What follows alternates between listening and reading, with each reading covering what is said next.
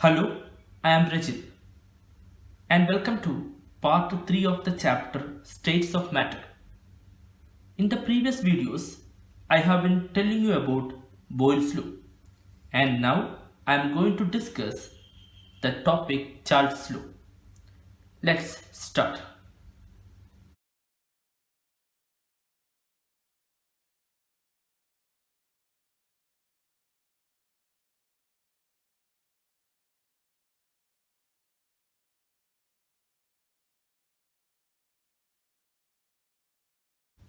Charles' law gives the relationship between temperature and volume of gas at a constant pressure.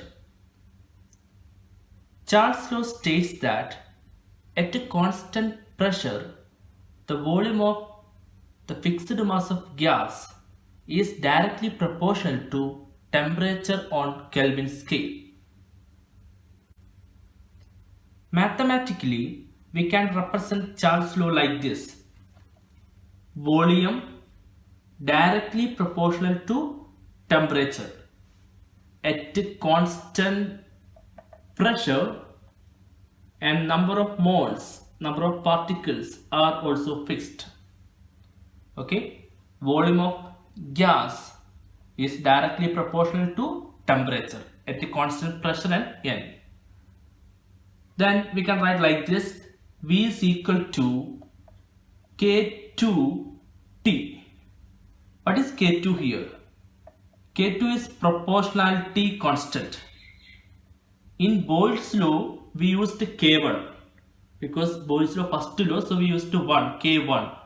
Here we can use 2, K2 because second Charles law, only that meaning. We can rearrange the equation like this. V, take T left side, V by T equal to constant K2. Okay, so at two different volume and two different temperature, what we can write? V1 by T1 equal to V2 by T2.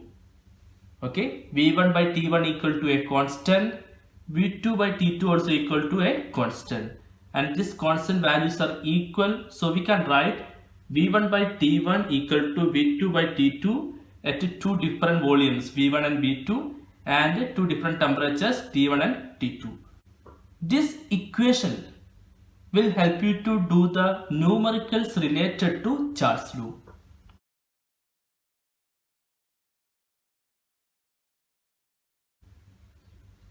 The next topic is graphical representation of Charles law and absolute zero. Let's see the graphical representation of Charles law. Here volume is taken along y-axis, temperature along x-axis.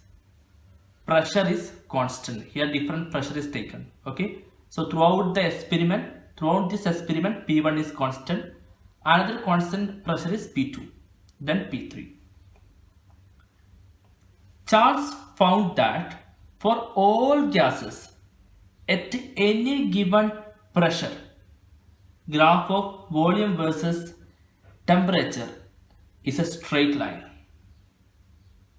Okay, volume versus temperature graph is straight line. For example, at a constant pressure P1, at 0 temperature, 0 degrees Celsius, the volume of the gases correspond to this value. But when the temperature increases from 0 to 100, volume also correspondingly will increase. From 100 to 200, at this pressure, what about the volume? Volume will increase from this point to the next high point. By connecting, we will get a straight line. Other pressure case also condition will be same. Okay, we will get a straight line again. The next important thing is that when we extend each line of the graph to the x-axis, all the lines touches at the same point.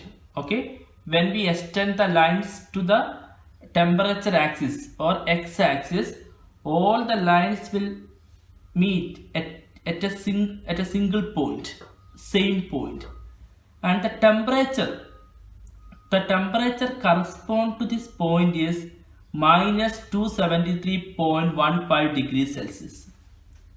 Okay, what is the temperature? Minus 273.15 degrees Celsius. At this temperature, all the extended lines will join. What is the importance of this temperature? At this temperature, the volume of the gas is equal to 0. Because we know zero volume is starting from here to top, volume is increasing. Here the volume is 0. So at this temperature, the volume of the gas is equal to 0. Volume of the gas is equal to 0 at this temperature. Okay. Next thing, convert this temperature into Kelvin. How we can convert degrees Celsius into Kelvin scale? Add 273.15. Okay, this is a way for converting degrees Celsius into Kelvin. Add 273.15. What will get? Minus 273 plus 273 will cancel. We'll get 0 Kelvin. In degrees Celsius, temperature is minus 273.15 degrees Celsius, but in Kelvin, the temperature is 0 Kelvin. So at 0 Kelvin, volume of the gas is equal to 0. So this temperature is called, this 0 Kelvin is called absolute zero. What is absolute zero? 0 Kelvin. 0 Kelvin. 0 Kelvin. What is the importance of 0 Kelvin? At 0 Kelvin, okay, this is 0 Kelvin, okay. At 0 Kelvin, volume of the gas is equal to 0. Okay. In degrees Celsius, minus 273.15 degrees Celsius, volume of the gas is equal to 0. But normally we are telling in Kelvin. Okay. So absolute zero means the temperature at which volume of the gas is equal to 0. But we know volume equal to 0, that means volume of gas equal to 0, making this condition practically difficult. Because volume of gas is equal to 0 means gas will not exist. So this condition is an imaginary condition. Practically making this condition V equal to 0 condition is difficult. So it is an imaginary or hypothetical value. Why? Because V equal to 0 means volume of gas is equal to 0. But when we try to make 0 volume, when we try to make the volume of gas is equal to 0, before this point, the gas may change into liquid or solid. Okay, so making V equal to 0 at this temperature is very difficult. So absolute 0 is a hypothetical or imaginary value. So I repeat, what is absolute 0? The lowest hypothetical or imaginary temperature at which gases are supposed to occupy 0 volume is called absolute 0. The one more important point related to this graph is isobar. What do you mean by isobar? Each line, okay, each line of volume versus temperature graph at a constant pressure is called isobar. Okay, so these three lines are together called isobar.